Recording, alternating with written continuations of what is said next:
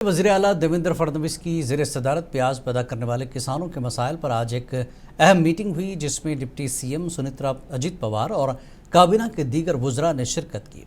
इस इजलास में प्याज की कीमतों में इस्तेहकाम लाने, ख़रीदारी के मराकज़ बढ़ाने और किसानों को माली नुकसान से बचाने के लिए हुकूमती मदाखलत पर तबादला ख्याल किया गया।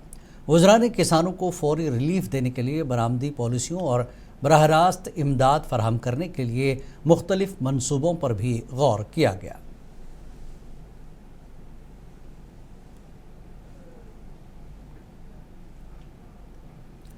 महाराष्ट्र कानून साज काउंसिल में उद्धव ठाकरे की मियाद ख़त्म हो गई है। इस मौके पर मंगल को कानून साज काउंसिल में उनके एजाज़ में अलविदाई तकरीब की गई और कार्रवाई के दौरान वज़ीर आला देवेंद्र फडणवीस ने उद्धव ठाकरे के लिए उर्दू में कुछ अशार पढ़े जो वायरल हो चुके हैं।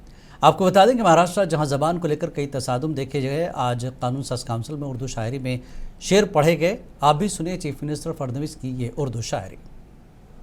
आता खरं तर आम्ही एकत्रित होतो।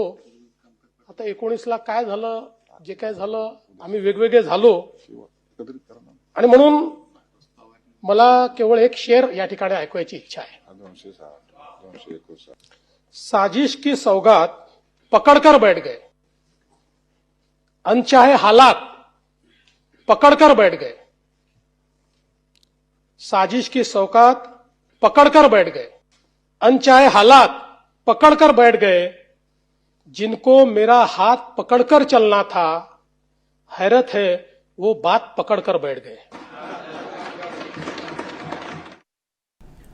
कांग्रेस लीडर विजय वडेट्टीवार ने महाराष्ट्र असेंबली के बजट इजलास के दौरान मुल्क और रियासत के मसाइल पर अहम बयान दिए, जिसमें उन्होंने विधान भवन को मिलने वाली बम की धमकी पर तशवीश जताते हुए हुकूमत से सवाल किया कि इसका ताल्लुक अमेरिका और ईरान के दरमियान जारी जंग से है। वडेट्टीवार ने मोदी हुकूमत की खारजा पॉलिसी पर कड़ी तनकीद करते हुए इसे मुल्क के लिए नुकसानदेह करार दिया। उन्होंने कहा कि मुल्क के हालात तशवीशनाक है। समस्या का हल करना है तो आज जो परिस्थिति है, सबको लेकर परेशानी जो बड़ी है देश के सामने, और किस लिए ये परिस्थिति सामने आई, क्यों हमारे ईरान के साथ में जो संबंध थे, जो रिलेशन थे, हमारे एक अच्छा व्यवहार चल रहा था, इसको हमने क्यों तोड़ा? वो इजराइल के चक्कर में, क्या पैगासस के चक्कर में तोड़ा है? यही सब बातें सामने आती है। तो हमें अब सरकार की जो परराष्ट्र नीति होती है, फॉरेन पॉलिसी होती है, उसमें सरकार गलती कर रही है। इसका भुगतना महाराष्ट्र अपने देश की जनता को पड़ रहा है।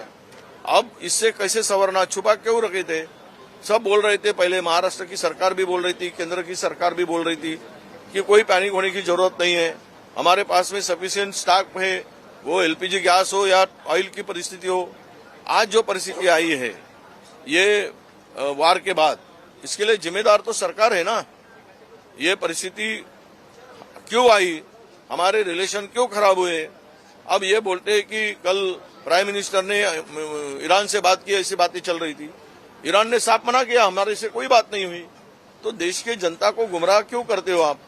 अब यह परिस्थिति में आज के इसको कैसे हैंडल करना है? आप सब ऑल पार्टी मीटिंग में इसके बारे में चर्चा की है, चर्चा हो जाएगी। पर एक तो बात यह है कि परिस्थिति देश के सामने गंभीर है और बहुत सारे जगह में अगर ट्रांसपोर्टिंग पूरा का पूरा बंद हो जाता है, घरेलू गैस नहीं मिलती है, तो जनता रास्ते पर उतर आएगी और उसको सरकार को जवाब उसका देना। कांग्रेस लीडर नाना पटोले ने आज असेंबली के मौके पर मीडिया से बात करते हुए महाराष्ट्र के बदलापुर मामला और ईरान जंग के भारत पर पड़ने वाले असरात का जिम्मेदार मरकजी हुकूमत को करार दिया। उनका मजीद क्या कहना है, आइए सुनते हैं। विधानसभा में वही बात को रखा हूं, अभी रख के ही आया हूं। बदलापुर में वहां पे लड़कियों का शोषण किया जाता था, स्कूल में बच्चे पढ़ने वालों का, और वहां पर जब ये प्रकरण सामने आया, वहां पे काम करने वाला जो अक्षय सिंधे नाम का आदमी था, वो हैंडीकैप था, उसको ये सब पता था। और जब उसको ही आरोप लगाकर, उसके ऊपर ही आरोप लगाकर पुलिस को कब्जे में लेने लगा और उन लोगों को बचाने के लिए अक्षय सिंधे को इनकाउंटर किया। सुप्रीम हाई कोर्ट ने उसके ऊपर महाराष्ट्र की पुलिस को बहुत लताड़ा था। वैसे ही एप्स्टीन फाइल जैसी हुई, जैसे अमेरिका में एप्स्टीन को जेल में मारा गया, वैसे ये बंधु बाबा अशोक खरात को भी सब मालूमात लेने के बाद, जो फाइल तैयार होने के बाद किसी को ब्लैकमेल करने के लिए वो फाइल का यूज किया जाएगा और अशोक खरात को भी इनकाउंटर किया जाएगा, ये डर हमारे को है। और इसलिए मुख्यमंत्री ने जवाब देते समय में अशोक खरात के जो भी है उसको कानूनन कार्रवाई होना चाहिए, पर इस तरह से पूरे जो प्रूफ है वो नष्ट करने का काम अगर सरकार की तरफ से होगा तो महाराष्ट्र की जनता, देश की जनता इनको माफ नहीं करेगी। देश की सरकार और राज्यों की सरकार कहती है कि हमारे पास गैस की कोई कमी नहीं है, हमारे पास पेट्रोल की कमी नहीं है, हमारे पास डीजल की कमी नहीं है, हमारा देश सुरक्षित है। ये केंद्र सरकार भी कहती है और राज्य की सरकार भी कहती है। अब मोदी जी को क्या हो गया? कौन सा आश्चर्य हुआ? कौन सा चमत्कार हुआ? फादरलैंड में बर्बादी हो रही है तो मदरलैंड में भी बर्बादी होने का अब उनको अंदाजा है। तो इसलिए देश के प्रधानमंत्री जब युद्ध शुरू हुआ था, जो आखाती देश है अमेरिका है, ये हमारे लिए जो आखाती देश है, हमारे लिए ईरान हमारे लिए सबसे महत्व का था, हमें कम रेट में डीजल गैस सब मिलता था। महाराष्ट्र असेंबली के मौके पर कांग्रेस लीडर अमीन पटेल ने मीडिया से बात करते हुए मरकजी हुकूमत को ईरान के साथ बदलती खारजा पॉलिसी पर तनकीद का निशाना बनाया। वहीं उन्होंने रियासत के कामाटीपुरा डेवलपमेंट प्रोजेक्ट पर भी रद्दमल जाहिर किया। देखिए, ये जो गल्फ के अंदर जो वॉर चल रहा है और जिस तरह से हमला हो रहा है और जिस तरह से क्राइसिस डेवलप हो रही है, हमारी फॉरेन पॉलिसी बिल्कुल स्पष्ट रहनी चाहिए। हम इतिहास है, इस देश का इतिहास है कि शांति की पहली पहल इस देश से होती है। महात्मा गांधी जी और महात्मा गांधी जी के पहले भी हर कहीं पर वो वर्ल्ड वॉर 1 हो, वर्ल्ड वॉर 2 हो, इंडिया अपना पोजीशन, भारत अपना पोजीशन, हमारा देश हमारी पोजीशन क्लियर रखता था। शांति की पोजीशन होनी चाहिए। अगर कोई किसी पे अत्याचार करता है, जुल्म करता है, उसको रोकने का काम वो होना चाहिए और हमारे देश को आगे बढ़ के इसके अंदर हिस्सा लेना चाहिए था। मगर अफसोस है कि पाकिस्तान जैसे का नाम आ रहा है, जो खुद अपने वहाँ खाना लोगों को नहीं खिला सकता है, वो मध्यस्थता करेगा। बड़ी अफसोस की बात है। देखिए, ऐसा है कि ऐसे जो ढोंगी, फ्रॉड और अत्याचारी लोग हैं, इस पे अंकुश लगना चाहिए। धर्म के नाम पे, रिलीजन के नाम पे, मजहब के नाम पे ये करते हैं, हमारी बहनों के साथ में ज्यादती होती है, इसको रोक लगना चाहिए।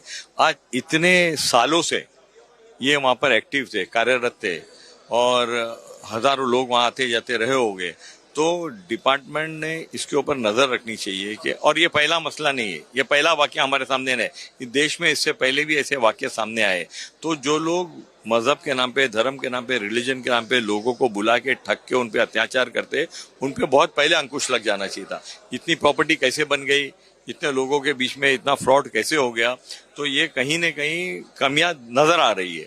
और जो लोग भी इस तरह के लोगों को सपोर्ट करते, प्रोटेक्ट करते, उन पे कार्रवाई होनी चाहिए। महाराष्ट्र असेंबली के बजट इजलास में वज़ीर मुमलिकत बराए दाखिला योगेश कदम ने कहा कि कर्नाटक में अजित पवार तैयार हादसे पर दर्ज F0 FIR अब महाराष्ट्र की बारामती रूरल पुलिस को मुंतकिल कर दी गई है। उन्होंने वाज़ेह किया कि कानूनी कार्रवाई दायरे इख्तियार के मुताबिक आगे बढ़ाई जाएगी। वाज़ेह है कि ये कार्रवाई NCP SCP के MLA रोहित पवार के कदम उठाए जाने के बाद की गई है। कोई एक्सीडेंट होते हैं या फिर वो कार के हो या फिर विमान के हो, प्लेन के हो, तभी इस केसेस में पहले ADR फाइल होता है, एक्सीडेंटल डेथ रिपोर्ट फाइल होता है। उस रिपोर्ट के आधार पर इन्वेस्टिगेशन होती है और फिर FIR फाइल होता है। तो मेरे ख्याल से ऑलरेडी CID की मार्फत उसमें जो भी इन्वेस्टिगेशन चालू है वो जिस तरह से होना चाहिए उसी तरह से चालू है। उसमें किधर भी हमने नेग्लिजेंस हमारा किधर भी है नहीं। तो मेरे ख्याल से ऐसे भी पास्ट में भी महाराष्ट्र में ऐसे कुछ केसेस हुए हैं, जैसे हमारे एक्स MLA मेटे जी का जब भी डेथ हुई थी, पहले उसमें ADR फाइल हुआ था और उसके बाद में FIR लॉन्च हुआ था। तो मेरे ख्याल से थोड़ा पेशेंस रखना चाहिए। रोहित जी की भावना में समझ सकता हूँ, उनके चाचा थे, रिलेशन भी था और उनके बहुत ही नजदीक वो थे। तो मेरे ख्याल से उनके भावना से मैं सहमत हूँ, लेकिन भविष्य में बिल्कुल अजित दादा को न्याय देने की भूमिका में हम भी है। राजनीतिक प्रेशर था, मैं बता नहीं सकता अभी, क्योंकि FIR तो कर्नाटक में फाइल हुआ है, लेकिन रोहित जी की इसमें जो भावना है मैं भावना बिल्कुल समझता हूँ। NCP SCP के MLA रोहित पवार ने अजित पवार तैयारा हादसे पर कर्नाटक में FIR कराई है और उन्होंने कहा कि तैयारा हादसे का काले जादू की वजह से हुआ है, वो नहीं मानते। उन्होंने इस पूरे मामले की मुकम्मल जांच का मुतालबा किया। हो ये सबकी इच्छा थी। महाराष्ट्र के तमाम जनता जो है उनकी इच्छा थी कि एफआईआर को दर्ज किया जाए, वो हमारी इच्छा थी और इसीलिए हम मुंबई गए थे। मुंबई में 0 एफआईआर लिया नहीं गया तो हम बारामती गए, सीआईडी के पास गए, तीनों जगह पे हमारा एफआईआर लिया नहीं गया। FIR under rule 173 it is compulsory, लेकिन वो अधिकार मुझे या किसी को भी दादा के केस में यहाँ पे वो अधिकार इस्तेमाल करने का कहाँ पे भी परमिशन वहाँ पे नहीं मिला। तो जब हम राहुल गांधी जी से वहाँ पे मिले थे तब उन्होंने इस विषय के बारे में बहुत डिटेल में चर्चा की और उन्होंने कहा कि एफआईआर तो होना चाहिए था।